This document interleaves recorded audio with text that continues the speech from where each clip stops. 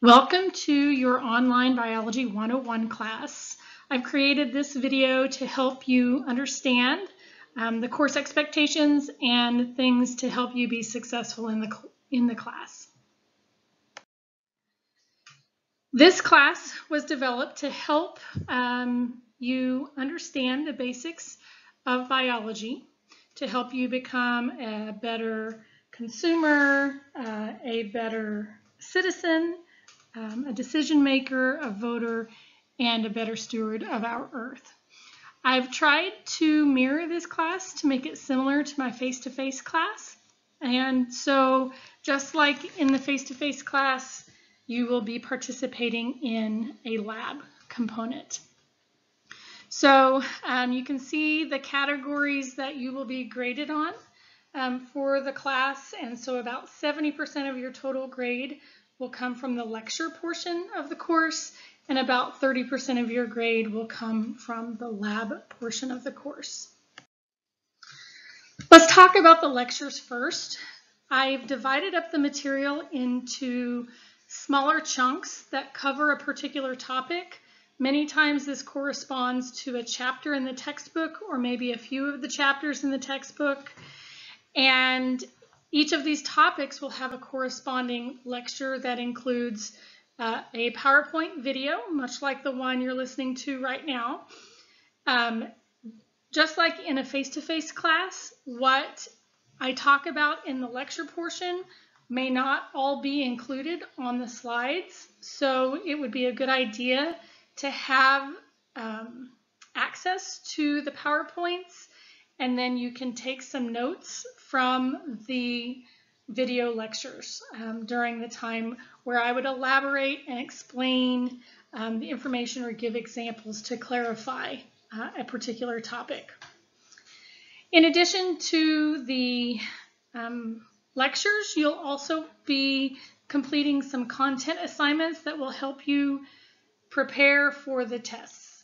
So some of the assignments will be submitted for points. About 20% of your total grade will come from these content assignments. You'll also find what I refer to as focus questions for preparing you for the tests. So basically you could think about these focus questions as like a study guide to help you be successful.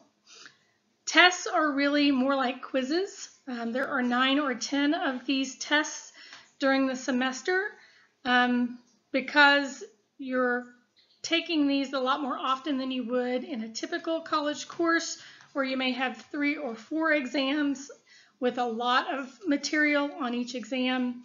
I decided to make smaller tests to help you be a little more successful since it is a non-majors course.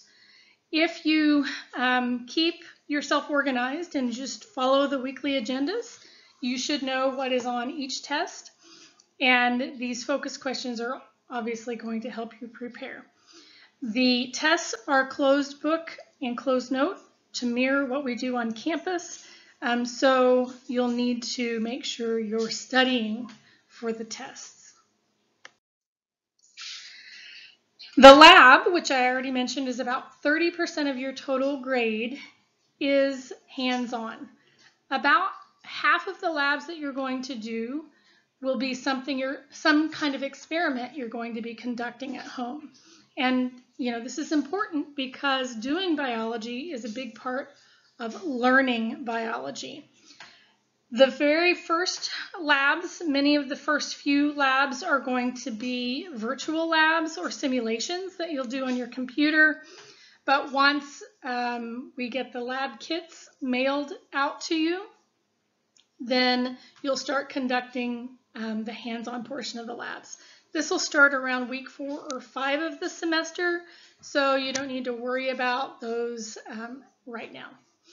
But each lab, whether it be a virtual or a hands-on lab, will have some kind of grade associated with it, whether it's graphing the data, taking pictures, answering conclusion questions, or taking a quiz over the material. There will be a grade associated with it. And I believe there are 14 or so labs this semester. Since some of this class has hands-on labs, you are going to be receiving a lab kit that will allow you to conduct these labs in your house. So there's going to be a questionnaire in week 1 that you'll fill out to let us know if you want your lab kit mailed to your house directly or if you want to pick up your lab kit on campus. You must provide us with a current mailing address. Please make sure it is correct before you submit the questionnaire, as we print labels from this questionnaire. I will not go onto Lionet and look up an address for you. So if you want the kit mailed to you, it needs to have a current address. In addition, you need to be aware that they won't deliver sometimes to a post office box. You need to give your physical address for the lab kit. Your lab kit's going to contain almost everything you need to conduct the labs at home, unless the item is something perishable, like a food item. So I believe we use like potatoes and some other perishable things, or if it's a flammable. So there's one of the labs that's going to require you to use isopropyl alcohol, for example. So the items that the student is going to need to provide is going to be listed in a document under week 1.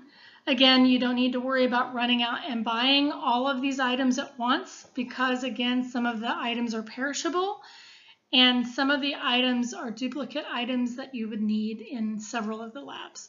So you're going to check out the list of materials that are needed for the labs, but we're not going to be conducting hands-on labs until around week 5. You do need to make sure you are planning ahead for your labs. So some of the labs are ones that you're going to be conducting over an entire week.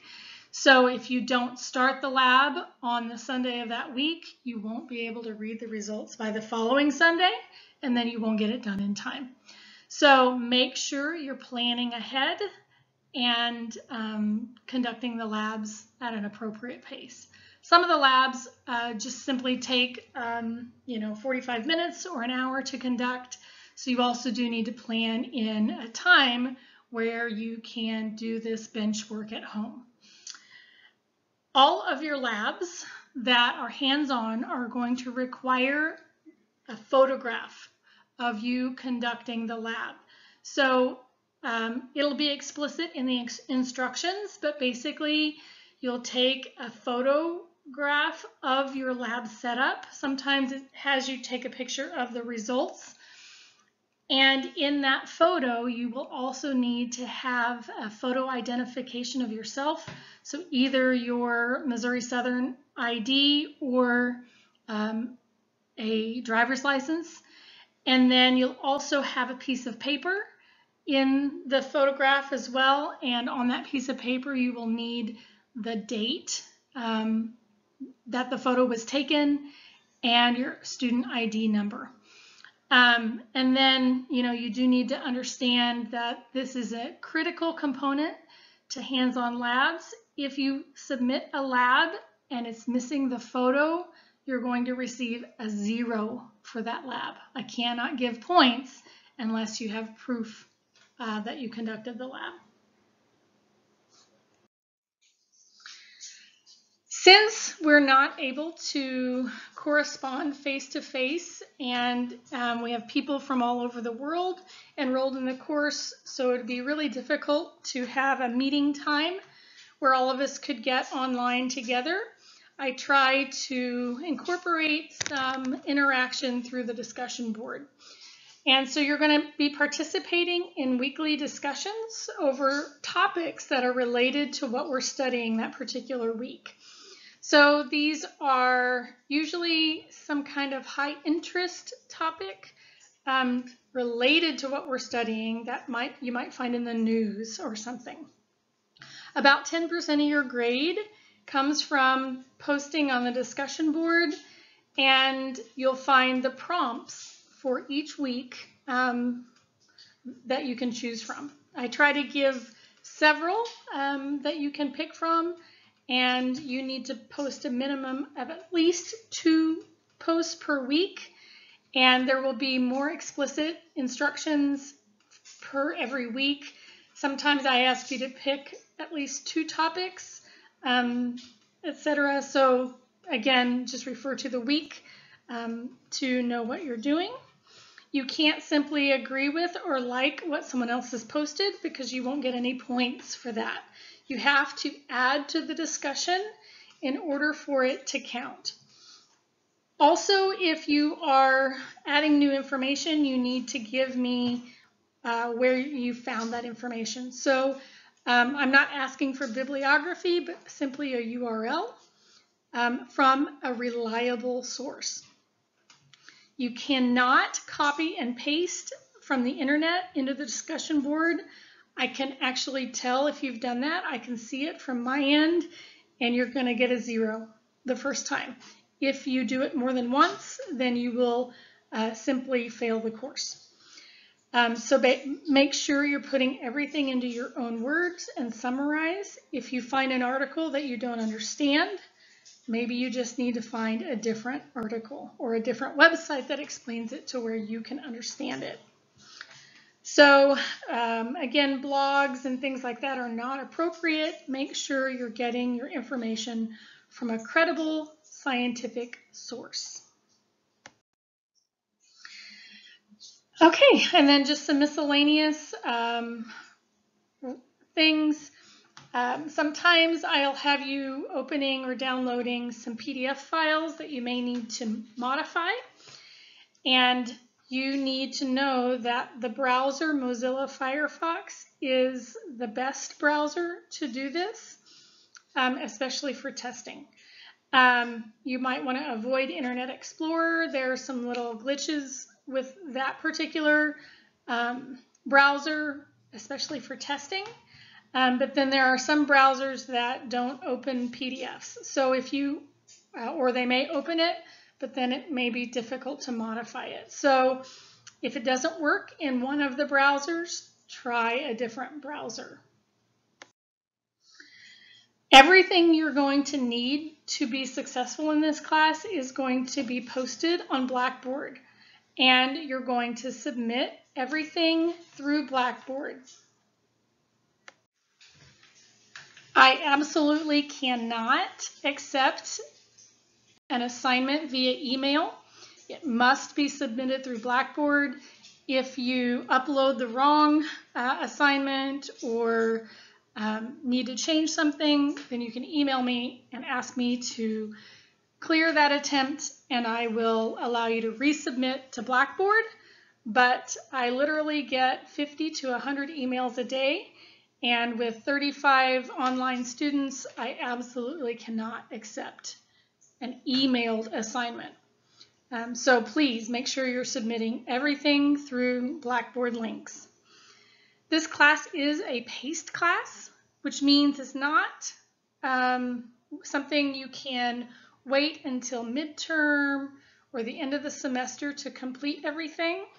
You need to be keeping up with assignments on a weekly basis. And so the week will open on a Sunday, and that same week will close by midnight the following Sunday. So you need to make sure you're completing everything in a timely manner, and the due dates are really firm.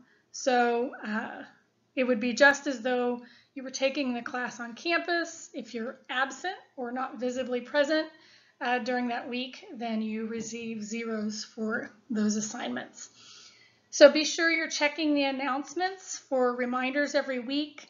Be sure to use the course calendar, which is going to help you keep track of due dates, and use the week tabs to make sure you know what is due that particular week.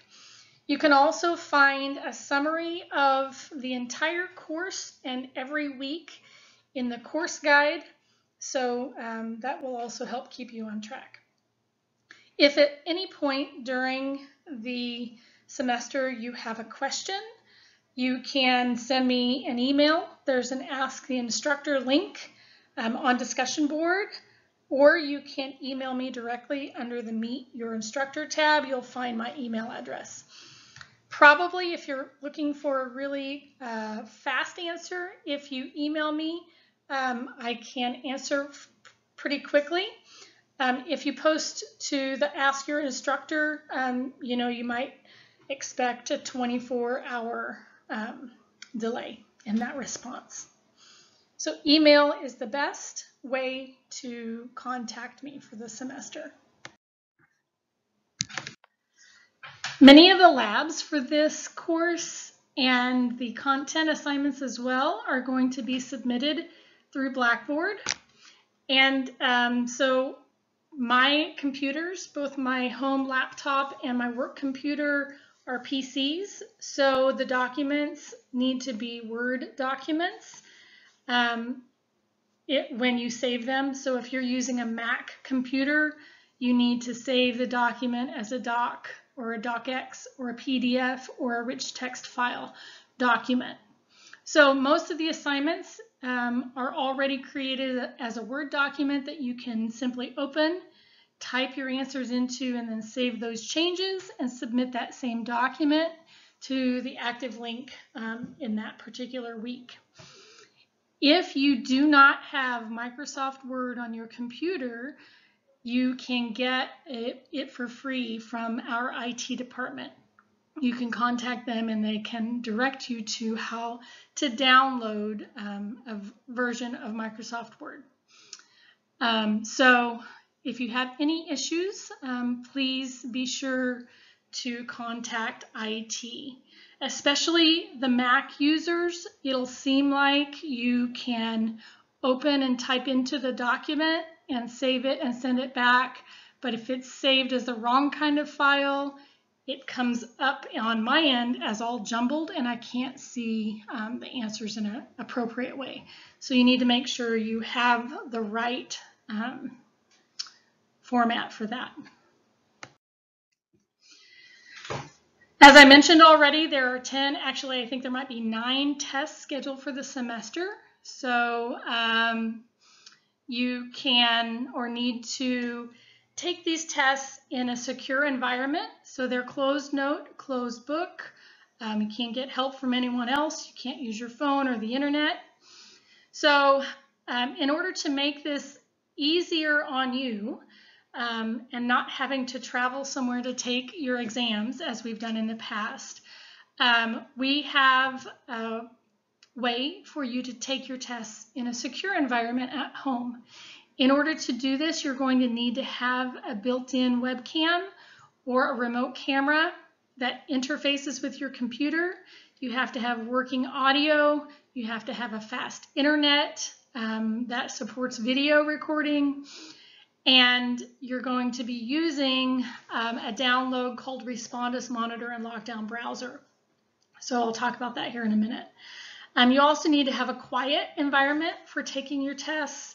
A desk is a preferred area for taking exams, and you'll be videotaping your testing environment, and you will be videotaped during your testing session. I review every exam to make sure you're following the protocol for a secure environment. Okay, so what is Respondus Monitor and Lockdown Browser? These are a convenient way for you to test at home using this downloadable browser. You can find the link for understanding or the explanation of what the monitor and browser is. You have to take the test through this lockdown browser. When you download the lockdown browser, you will get an icon for the Respondus lockdown browser, and you'll click on and go through that browser instead of like Internet Explorer or Mozilla Firefox. You'll use the lockdown browser for taking all of your tests. And so you'll find a video link here and also in the folder called Respondus Monitor, where you can learn a little bit more about the lockdown browser and also this particular link. You must use this link. It's specific to Missouri Southern to download the browser, and you will also be required to pay a $10 fee for the download. And so this is the preferred method for taking tests. It's much more convenient for you to be able to take the test when it's convenient for you. But if for some reason during the semester you don't have internet, or your internet is acting up, it's not fast enough, or you have trouble with your webcam, or simply you're on campus and you would rather take it on campus, then we can make other arrangements, either to come and test with me or through distance testing. If you don't live near campus and you live somewhere else and you can't take the test at home, you'll have to contact distance testing, and they have arranged proctors in different cities across the United States. So for testing, I've already mentioned you need to be in a location where you won't be interrupted. So you need to be in a quiet room. You cannot have any mobile devices, phones, computers, other than the one you're taking the test on. You'll need to make sure your testing area is clear of all external materials, no books, no notes, no papers, no devices, etc. You have to remain at your desk or workstation during the duration of the test. You cannot pause the test and come back later. I already mentioned you will be recorded while you're taking the test, and these recordings are reviewed. If you don't follow protocol, you risk earning a 0 on that test. With more than one offense, you can fail the semester for not following protocol.